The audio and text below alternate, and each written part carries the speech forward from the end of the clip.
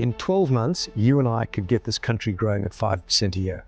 And economic growth lifts all boats. If we have economic growth, we reduce unemployment. If we reduce unemployment, increase tax revenues, we can reduce the number of people on social grants. Either they should sign it or lose their jobs, and maybe just tagging along is better. That's at least what a lot of people are afraid of. Is that your concern? 100%. I'm already disillusioned with the GNU. The only purpose of the GNU seems to be to keep MK and EFF out of politics. Non-ANC members of the GNU are putting lipstick on the pig, but it's still a pig.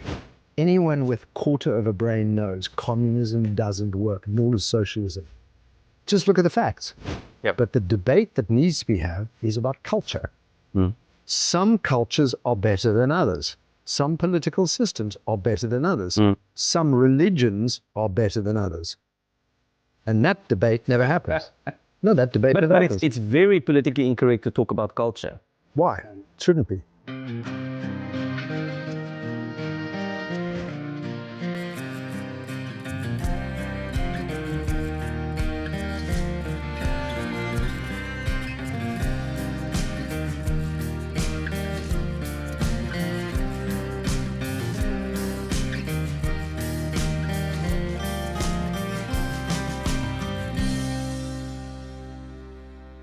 Welcome to the Pioneer Podcast. This is Ernst Roots. And today we are talking about South Africa, the situation that South Africa is in, but particularly from the perspective of business. We're going to discuss the extent to which business or the private sector should take a stronger stance about what is happening in South Africa, about making sense of the crisis or crises in South Africa. And we're also going to talk about international politics a bit. We had the election of President Donald Trump recently, or re-election as US president. So we will be talking about that. And who would be a better guest to talk about this with us than the well-known and renowned entrepreneur, Rob Hersov. Rob, thank you very much for joining us on the podcast. Yes, what an honor to be on the Pioneer Podcast. And I believe this doesn't just go to South Africans, it goes to South Africans abroad and international friends. Yes, yeah, we're quite happy actually with this podcast to see the extent to which we have international viewers, people outside of South Africa, America, Europe, and so forth who are watching as well. So if everyone is watching, hit the like button, the thumbs up, and hit subscribe. It's free, okay? Hit subscribe as I've done, and then you get this. You get the alerts and you push the numbers up, which will be good. Thanks, Rob. So, there's so much that I want to talk to you about. You're a very well-known, very successful entrepreneur in South Africa. And you've become quite outspoken lately about politics and economics in South Africa. And you might say economic policy. And maybe a good point to start is to ask, why are you such a lone wolf? In other words, why are more business people not taking a stand about what's happening? Exactly. This is what drives me absolutely mad. Why am I the lone wolf? there have been people that have said a few things now and again. Michelle Leroux, Gareth Ackerman, sort of maybe accidentally, Alan Pullinger. But of business people and investors and people running corporate entities and industrial concerns, it's the silence of the lambs. And I spoke to two top business people in South Africa about a year and a half ago. Most of them are now too scared to take my calls. And these two in particular, one the chief executive of one of the biggest banks in South Africa, and the other chief executive of one of the biggest broad-based, fast-moving consumer goods and industrial companies. Don't try and guess. And the two of them both said the same thing, said, Rob, we're happy to talk to you on condition you never quote us by name. Because I do have a habit of just naming names. Yeah. Try and pull people in with me. And both of them said a similar thing. They said they're trying their best within their companies to be merit-based in hiring, to stand up for the right, stand up for free enterprise, free speech, and push against these ANC racial policies, racist policies that are continuing to be implemented. But they don't do it publicly. They do it sometimes in the annual report. They do it sometimes in a shareholders presentation. They don't go on podcasts. They don't go into the media and say it. I said, why not? And they said, both of them have the PIC as investors in their companies. Both of them have to sign, as all executives and board members do, that they won't be speaking out publicly.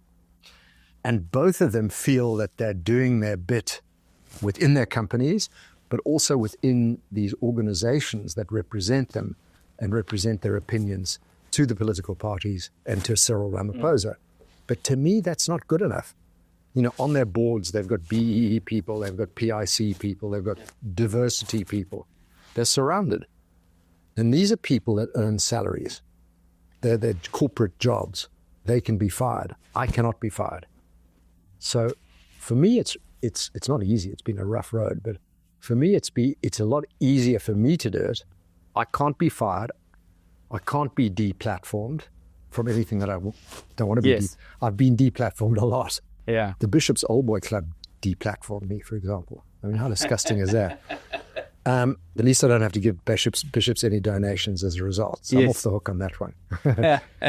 And I think South African corporates are cowards and in many cases colluders. How can you have someone like Martin Kingston represent corporate South Africa to the ANC? He's an ANC appeaser. He's an ANC butt kisser. Yeah.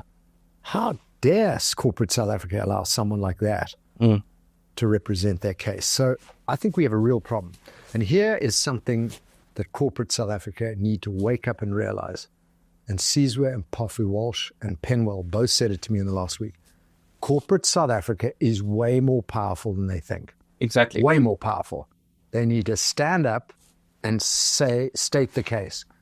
They need to talk the talk and walk the walk. They're not doing it. Where's Stephen Saad? Silence of the Lambs. Yanni Durant. I hear nothing. I can go on and on and on and mention these people saying nothing. What do they think? Is Cyril's our savior? I'll have a look at the bills that have been pushed through. That. We'll look at the bills that have been pushed through in the last 3 months under the GNU. He's no savior. Yeah, well, I remember, was it Bayer Strutter who made those comments saying that Cyril Ramaphosa is like David in the Old Testament, sent by God to save South Africa. Now, maybe that's an extreme case, but it is unfortunate. But so on this podcast and on this channel, we've spoken quite a few times in the past also about the extent to which the ANC as a ruling party has lost much of its power already just through sheer incompetence. And now a lot of these really disastrous, destructive policies really depend on whether the private sector complies. So they implement these laws, and we've had cases of civil disobedience in South Africa. The e-toll system collapsed because of civil disobedience. During the COVID lockdown, there was a lot of civil disobedience, and often, or sometimes, civil disobedience is a good thing. But many of these economic policies depend on whether the private sector implements it. And then we find that, unfortunately, in many cases, they do. And so the ANC sort of get, or the ruling party in this ideology, they get what they want. It's really tragic. And under the GNU,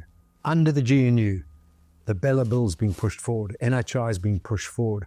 This ridiculous, I don't know what the name of the bill is, that the 51 employee, you know, if you have more than 51 employees, you have to have a racial profile equal to the country. I don't know what that bill. Yeah, that's the representativity. This ludicrous $100 or $200 billion, black transformation fund. I mean, this is RET-NDR being pushed forward under the GNU. I thought the whole point of the GNU was to create a balance, a centrist balance in this country. But let's talk about the GNU, because exactly like you say, there was a sigh of relief last year after the elections when the ANC dropped from 56% or 59% to 40%. It was this massive drop in support. And so, which led to this GNU, this government of national unity with opposition parties being pulled in. And the general view was that this would lead to more accountable, more responsible government. But it does seem, it's early to say, but it does seem as if what is happening or what might be happening under the GNU is that opposition parties can become rubber stamps. And then it does seem to us that the ANC is trying to push through more radical policy ideas. There's talk about coming back to this EWC or expropriation without compensation. They have this Bella Bill that's aimed at targeting Afrikaans schools to a large extent. National health insurance, all these much more aggressively socialist policies. And now the problem is that it seems that some of these opposition parties in the GNU have the risk of either they should sign it or lose their jobs, and maybe just tagging along is better. That's at least what a lot of people are afraid of. Is that your concern as well? 100%. I'm already disillusioned with the GNU. The only purpose of the GNU seems to be to keep MK and EFF out of politics. But the ANC are using it as a form of revitalization of all their socialist policies. At what point do the non-ANC members of the GNU say, enough's enough? I think the ANC have just, they're better poker players than the DA, have outplayed the DA. I'm taking the DA as an example, but include the other guys as well, and given them ministerial posts that are somewhat meaningless. So take an excellent minister, Leon Schreiber, okay? He's blocked me on the phone because he keeps going ANC equals PA, which is really pathetic. Grow up, Leon. You're very good at what you do.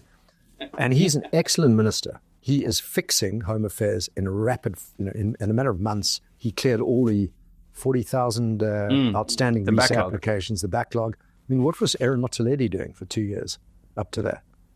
Putting his feet on the desk and doing nothing. Now he's head of health. I mean, that is a useless human being, bar none. And he's in government still. Yeah. Another Madala. So, the DA have these ministerial posts where they are fixing the mess the ANC created. And that's a good thing. But everything related to ideology still remains with the ANC. Trade and industry, etc. And that's where they're pushing these things through. And at what point does the DA and other parties say enough's enough, we're walking out? What is the bill too far? And there's a difference between efficient at issuing passports and ID documents, which is great, and a policy framework, which makes it difficult 100%. to start a business and so forth. 100%. And that's my big worry. The non-ANC members of the GNU are putting lipstick on the pig, but it's still a pig. And we're uninvestable. What did Cyril and his merry men do at Davos? I mean, what do they do? It is uninvestable. So we often say, actually, this is Philip Buys from the Solidarity Movement has said that the problem in South Africa is not unemployment as much as it is unemployability. And so what we see, one way to try to make sense of this bizarre policy environment we're in is that those in power are, firstly, I'm not sure that they're really convinced that something needs to be fixed. But secondly, in as far as they do claim that, it's always this quick fix at the end. So they don't actually try to fix the education system. They would lower the pass rate so that more people can pass matric, or they would not look at actually empowering black people, to use the word in the correct sense of the word. In other words, focus on training and education. They would count statistics in corporations, and then based on that, they would say we have empowered or we haven't. And so the question then is, what would it take to change this mind frame from trying to put lipstick on the pig at the end, or change the pig, or prevent it from being a pig in the first place? A crisis. A crisis. Yeah. The ANC are like drug addicts, but or alcoholics, they haven't hit the floor yet. They haven't hit the floor where they're crawling around going, I need help. They're just adding to their addiction of creating nonsense regulation. And I think fundamentally the ANC doesn't care. I think the leadership of this country actually doesn't care about the unemployed, undereducated, homeless, and the poor. Yeah. They don't care. They care about power and looking after the elites. They do not care that we have a disastrous unemployment situation, a horrific education system, that no matter how much you spend, people are stupider and stupider every decade, and a country that is deindustrializing, and actually the economy is going backwards. At a less than 1% growth rate, I think it takes 50 years to double our economy. I'm not going to be alive by then. Yeah. And they don't care. Interesting, I had a meeting about a year ago with someone from the State Department, just reached out to me and said, we just like your views on something. And they asked me, because the AGOA agreement and the fisheries agreement, the forms were not filled in. And they said it's actually almost inconceivable that these people in government can't seem to get us the forms, the fill in the forms. Rob, do you think it's malevolence or incompetence? I went, what a question. I think, and I thought about it afterwards. I said, there's an enormous amount of incompetence, but there is also some malevolence. So, yeah, I think you're right. So the ideology is malevolent. It's NDR, RET, and all that. That's malevolence. But these people have been, cadres, madalas, the Guedes, the Aaron Motsoleris, Fakilas are incompetent. These are not smart people. Yeah. I mean, Guede is still a member of the Communist Party. Anyone with quarter of a brain knows communism doesn't work, nor does socialism. Just look at the facts. Look at the countries in the world that are succeeding and the countries in the world that are failing. Failure, communism, socialism, success, free markets. The facts are there. And then look at Fakila and Belula's picture on his WhatsApp. Have you seen it? No. It's Mao Zedong, Really? who killed 50 million people. I mean, Fakila, Mao Zedong is his grow up, WhatsApp okay? profile Grow picture. Up. Well, I know These are the there's... people running the country. It's sort of a joke, So I know in Pretoria, they wanted to change one of the big streets and they wanted to rename it after Mao Zedong. And then some of the opposition parties said, are you crazy? Do you know what Mao Zedong did? Do you know what happened in China under Mao? And the ANC response to that was, yes, but remember, Mao was never found guilty of anything. So they defended because he was never convicted of a crime and therefore he's innocent. It's really concerning. I was the first person to use the word moron in a speech 3.5 years ago. I said, under the ANC, South Africa is uninvestable. Anyone still voting for the ANC is a moron. And I define the word moron as an adult with a mental age of 8 to 12. They are morons. These are morons. I also use the word clowns because I think it's quite descriptive, but I hear clowns popping up all over the world when people describe lefties and Democrats as clowns. They are clowns. Yeah. Funnily enough, I was talking to someone who was talking about ideology addiction. It's quite a fascinating subject. And he said to me... Ideology addiction. Ideology addiction. That's interesting. Yeah, well, I'll send you the papers. Fascinating. Please, yeah. I'll read some bizarre stuff. But he said to me that most left-wing ideology is actually a mental health problem disguised as ideology. And leftism is mental health problems.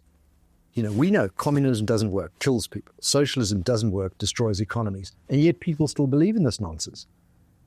It's what we've said on this podcast before is it's a war against reality. They're trying to convince us to reject reality. And we know what reality is from experience. We know from experience what the consequences of these policies are. And now we are being called on to reject what we know and to replace that with some ideological idea that if people, the Marx line, if everyone works according to their abilities and everyone receives according to their need, we're going to have a utopia. But reality has shown that it doesn't work. And now we are called on to reject that reality. It's ideology addiction, like you said. It's really bizarre. All these acronyms, anything that's a 3-letter acronym, immediately the hair on my neck goes up. BLM. Yeah. It was not about Black Lives Mattering. Great words. It was about forcing people to bend the knee. It was about power and racism against people like us. ESG is just cultural Marxism, a way to create cost and power. DEI is just racism in another guise, and economic racism too. BEE is fundamentally doesn't work. And that doesn't seem to be disappearing. In fact, it seems to be increasing. All these 3-letter acronyms, CRT, the worst of all, critical race theory, horrific. Yeah. So I want to ask you about this. You were quite outspoken in favor of Trump. Yes. Which is, it's a bizarre situation because he obviously has a lot of support. But still, it's regarded as very politically incorrect to be in favor of Trump. So why? Maybe you can explain. Why are you such a Trump supporter? So my wife is highly intelligent, logical, and an extraordinary human being. She was trained as a doctor. Then I helped her get into business. She founded a business called MediKids, which became known as Jumo Health, built it up in America and sold it for a lot of money last year. I was a big shareholder, so I'm happy. Yeah.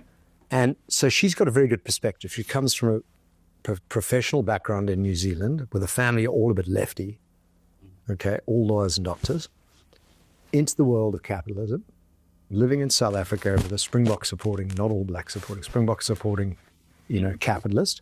And she's seen both sides. And she always said to me, I like Barack Obama. I said, why do you like Barack Obama? She goes, because he just comes across president, unlike Trump, he comes across, and I said, charisma and all of that, and he's stylish. But I said to her, look at his policies and look at the team around him. He's a disaster. You may not like Trump the person, because he seems bombastic, narcissistic, maybe scary to some people. But look at the incredible policies he has and the incredible team he put around him, particularly this time. And I've been pro-Trump. The first thing I ever heard him say where I went, I like this guy, was in his 2015-16 campaign when he said, if I get to power, if anyone wants to introduce a new law, they have to get rid of 2 existing laws. Yes. And I thought, all right, bang on. This is a libertarian. I like him. So I've been pro-Trump all along. My in-laws barely talk to me about it. They really get upset about it and how wrong they are. They're a bit too lefty. They're a bit too greeny. But that pendulum has swung the other way. And it's so funny. I was openly pro-Trump. And before the election, my daughter goes to Hersov, came home and said, Daddy, can you please stop being Trump, Trump, Trump? It's really upsetting everyone at school. I said, darling, go and ask your friends. Every single one of their daddies is supporting Trump. I speak to them. Every single one, and half the mummies. They're just not saying it publicly. The minute Trump gets elected, everyone's like, oh, Trump, we're so glad he won. I was like, okay, now you're saying it. Yeah. So what do you make of this? You mentioned some of the people that are surrounding Trump. We have Elon Musk, we have Tucker Carlson. And Rubio. Rubio, Kennedy. So what do you think about this team? I think it's radical. It's a decisive team. They're loyal to Trump. He said a mission statement. I mean, his 100 executive orders coming out says it all. This is a man of action, and he knows where he's going. And I think being in the waiting room for 4 years was actually a very good thing. The destructive leftist ideology swung even further, to the left, swung even further, and people started to realize that it's cultural Marxism, it's anti-West, it's anti-free market, it's anti-free speech, and it needs to be corrected. And that's why he won with almost a landslide. So, thank goodness, And what's going to happen is Keir Starmer's going to get kicked. The dreadful Albanese in Australia is gone. Trudeau, the worst of all, a juvenile narcissist, gone.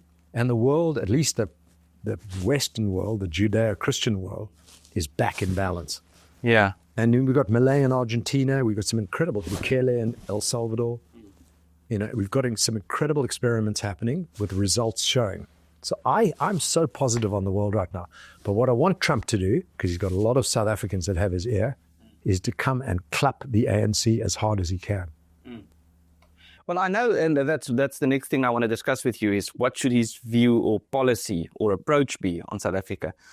Because I've read quite a few policy papers and things written by think tanks in Washington about South Africa. And there was an interesting study on countries at the United Nations and their voting records. And they found that from a US perspective, South Africa is among, I think, the top 10 countries in the world that consistently votes against the US, which is quite interesting. And then another was this Israel case with going to the ICC and all of that.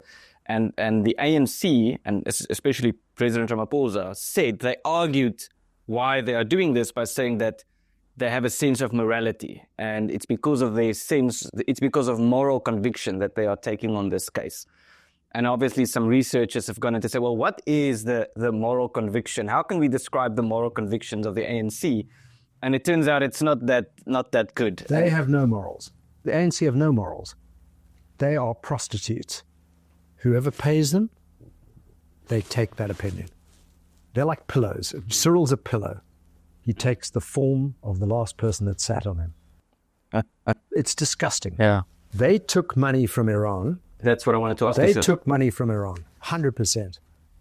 And they then parrot the Iran proxy line. So I want Trump to put Cyril Ramaphosa and some of those, Naledi Pandor, and some of those top ANC people on the red list. Ban them from traveling to Western countries, arrest them if they do, and close their bank accounts. No, I'd like Trump to do that. He needs to get tough on the ANC. Yeah. Clap them properly. So the one opportunity and threat is AGOA. Because there's this trade agreement between South Africa and America, AGOA, through which all of this is happening, and the AGOA agreement has some prerequisites saying that the parties have to protect private property, they have to promote the free market, and so South Africa is in a certain sense breaking the AGOA agreement. Cancel AGOA. Yeah, America should cancel AGOA. I'm sorry for the people that are in those businesses, but you need to stand up and tell the ANC that they're being racist, destructive, anti-free market, and attacking private property. And unless you do it, I think Trump should kill AGOA, kill the fisheries agreement. Let's create the crisis here to get the cowardly South African corporates to stand up en masse and face down the ANC. The only concern with that is whether that would punish the wrong people. So that's a bit of the tricky situation that we're in. Is you can't do nothing, but it's a boiling frog, Ernst. Yeah. It's the boiling frog. We're just sitting there being boiled, and everybody feels like, it's like Churchill's comment. If you feed the crocodile, maybe you'll be the last person the crocodile eats. And it just keeps it's just going to get worse and worse and worse. Yeah. Look what's being pushed forward. EWC, NHI, Bellable, they keep going forward. When are we going to realize what this is truly all about? And Willem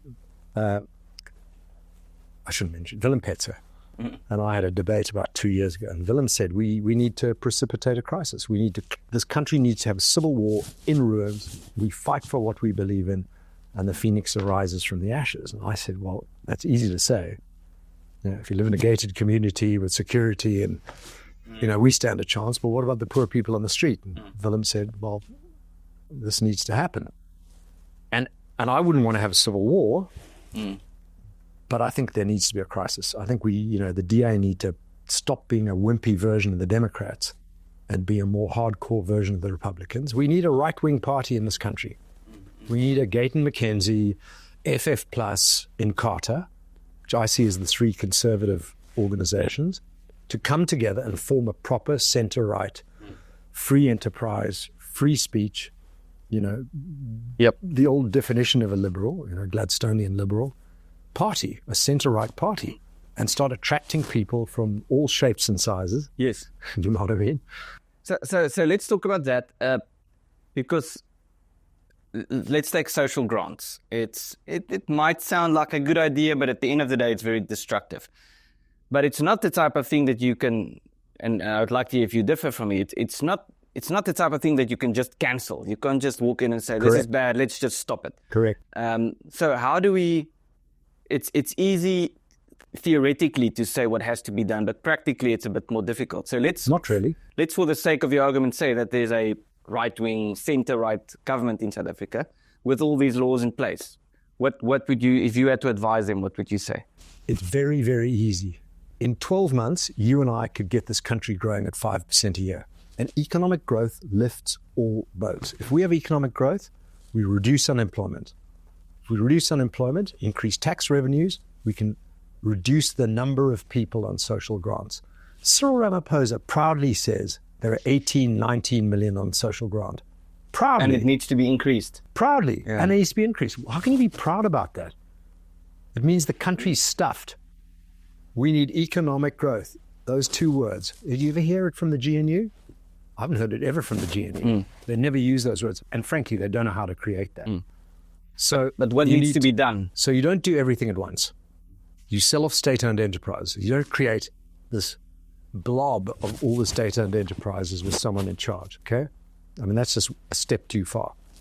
And take South African Airways as an example, okay? The ANC bankrupted South African Airways. First, they turned it from an airline, the best in Africa, into an employment agency. And then they bankrupted it. But what happened? Airlink, Safair, Semair stepped into the breach. We now don't need South African Airways. We don't need a national carrier. Of course, the private enterprise is privatization by default. And why not privatization as a policy and by default in all the other areas? It's easy to do, okay? Private investment will come in. People will step into the breach. They'll employ people. The economy will be lifted. Foreign investors will start to notice, see the right things happening. We need to deregulate, and we need to reverse some of these destructive RET, NDR bills that are being pushed forward. Yes. And deregulation. Sorry, I've said that already, but there are too many rules and regulations. And typical bureaucrats, regulators, and lawyers, my in-laws are all bureaucrats, regulators, and lawyers, they think they know what's good for all of us. So they add more laws and more laws and more laws. Let the private sector, let the man and woman in the street decide what's good for them, and stop having someone at the center deciding. Yeah. It was another great weakness of the national government pre-94 was the centralization of power in Pretoria. And David Ansara of Free Market Foundation has made some great speeches on this. Yeah. But if you go to Free Market Foundation, Institute of Race Relations, and a lot of the work you've done with AfriForum and Sakalige and others, the policy is there. It's very simple how to fix this country. Yep. You just got to have the will and the leadership, and we don't have either. And a final comment, everybody's like, relieve the GNUs in power. Get on with life again. We're saved. Well, that isn't the case. Because the first thing I would have done if I'd been a leader of the GNU was put together a combined mission statement. Right, all of us are part of the GNU. Which direction are we heading in? This direction, right. Let's put down a list of what we want to achieve and how we're going to get there. And then announce, here's the mission, here's what the GNU represents, and here's where it's going. And here's why it's going to be good for the country. And here's how it's going to create economic growth. And then each minister, we have way too many ministers, by the way. Yeah. What does a Ministry of Women do? It's a complete. Well, the ministries... I wouldn't even have a Minister of Sports, Arts and Culture. I mean, Gayton's doing a super job, but I don't even need a ministry for that. There are too many ministries. Women, children, and people with disabilities. It's ridiculous. Everyone except men. Oh, yeah, exactly. And then I'd go to each ministry with our mission statement with the GNU and say, right, here's what you have to achieve, by when, here are your KPIs, here are how we're going to judge you. Get on with it. Have they done that? No. What is the GNU? It's just a blob to prevent MK and EFF getting into power. That's all it is. It's going in no direction. And in principle, it's good, but if done wrong, the GNU could be the way for the ANC to make a comeback. Which is what's happening. I think if there was a national election today, we should ask Frans Cronje about this, but I'm guessing, shooting from the hip, I think the ANC would be up to 45, 46, 47%, which means they wouldn't have to do a deal with the DA. They'd just do a deal with all the minority parties and they'd be in power. Then it'd be even more destructive. Yes. So Davie Rood did it's a very preliminary research, and it might be worth getting someone to really study this, about the link between alcohol or alcoholism and social grants. I read that. Oh, yeah. It was on your show. I think so, yes. And and he mentioned that from his preliminary research, when there's an increase in social grants, you can immediately see there's an increase in alcohol sales in South Africa.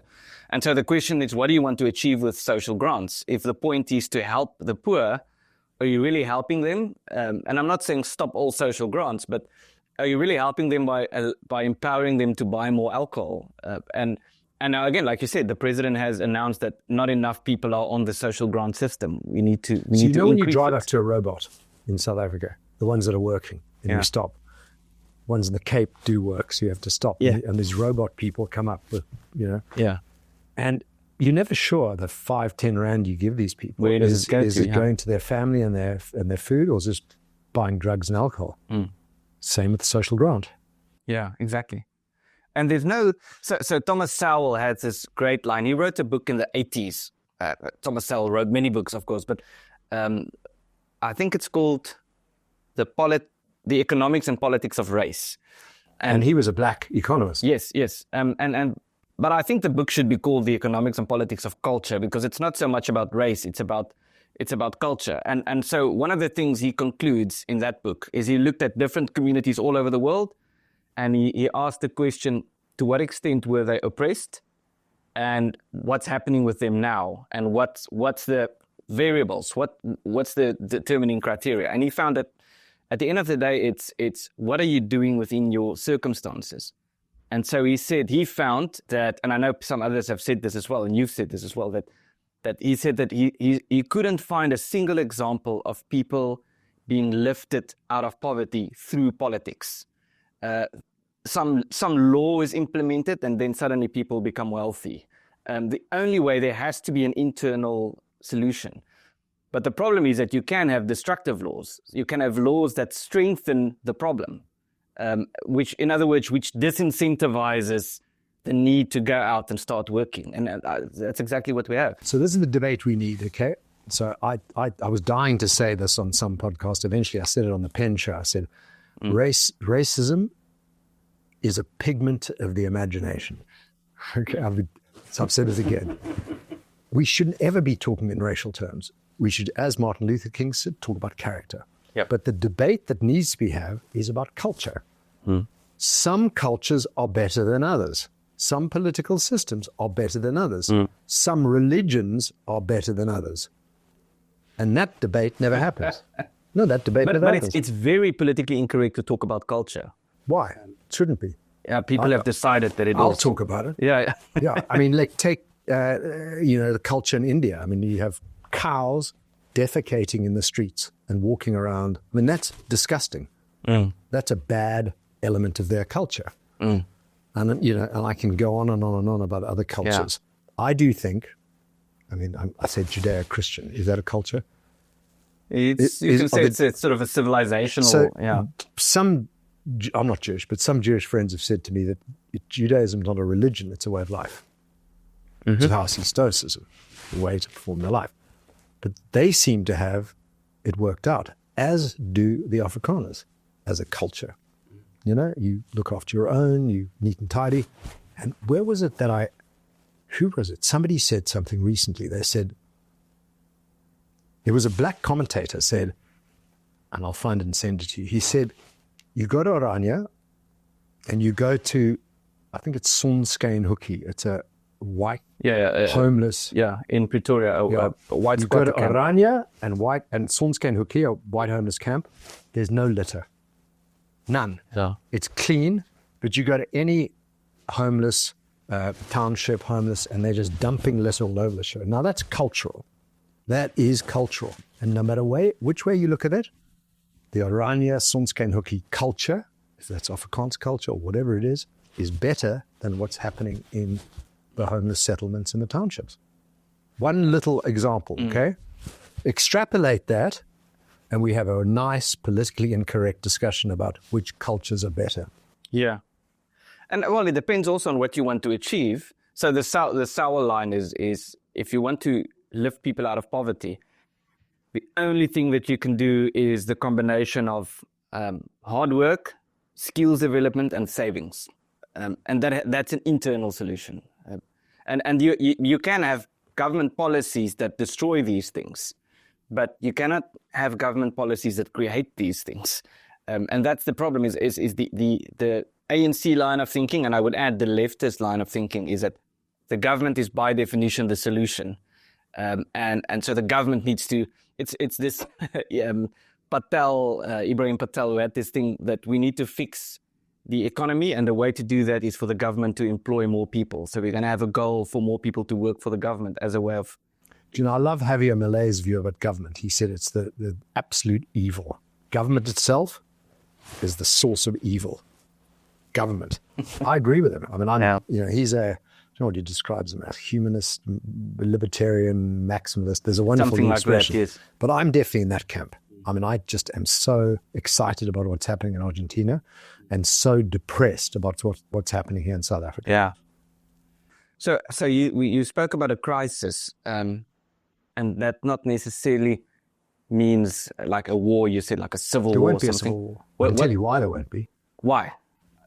There's no dominant group in South Africa that's across all of South Africa that can create that level of on-the-street violence to capture South Africa. So there were the KZN riots, which were terrible, but that was KZN and the bit of Gauteng. The rest of South Africa just looked going, what the hell's going on there? Why aren't the police and army doing something? The army is pathetically weak compared to 50 years ago when I was in the army. This army is a joke, okay? The equipment doesn't work, there's no budget, they're putting cadres in all the senior positions, haven't a clue what they're doing.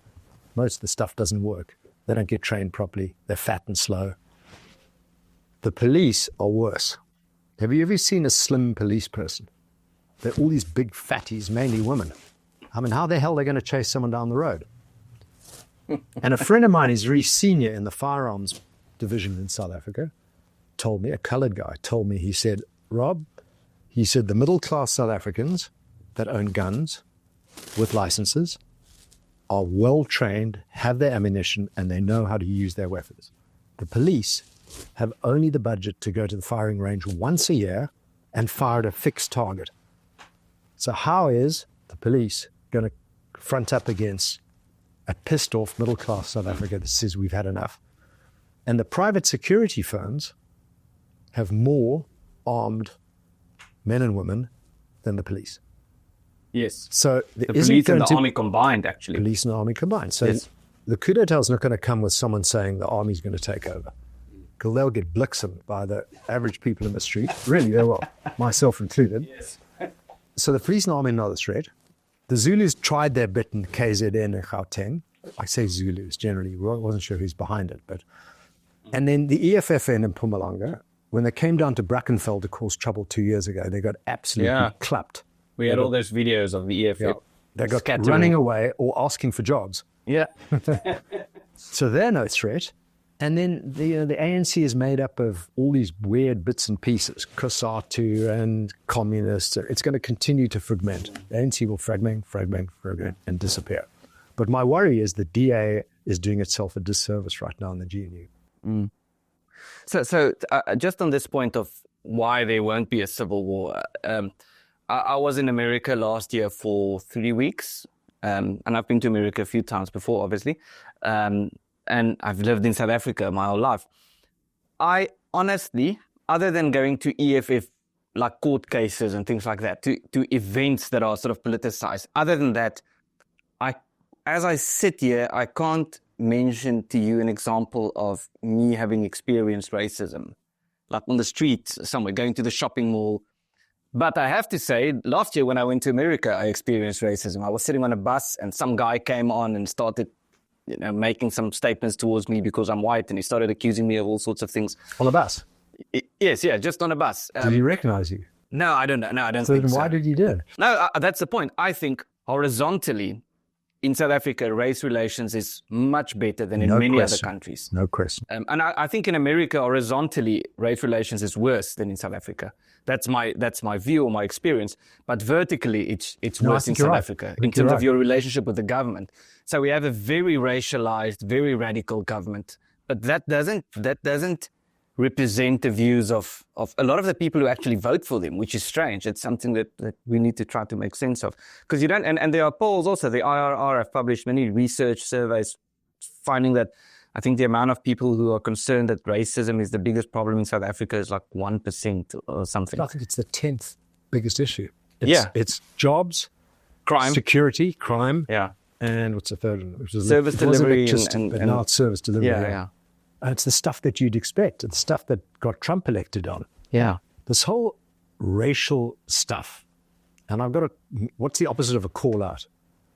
A call down. Call back. A call back. Pen. You keep thinking in racial terms. Stop it, okay? You're in the wrong planet. You're 30 years ago. You've run out of excuses to blame the past. Well, I think, so just to sort of conclude the conversation, I'd like to hear your views about civil society. And maybe as an intro to this, through AfriForum, we've been involved with helping Zimbabwean farmers and all of that, and court cases against the Zimbabwean government.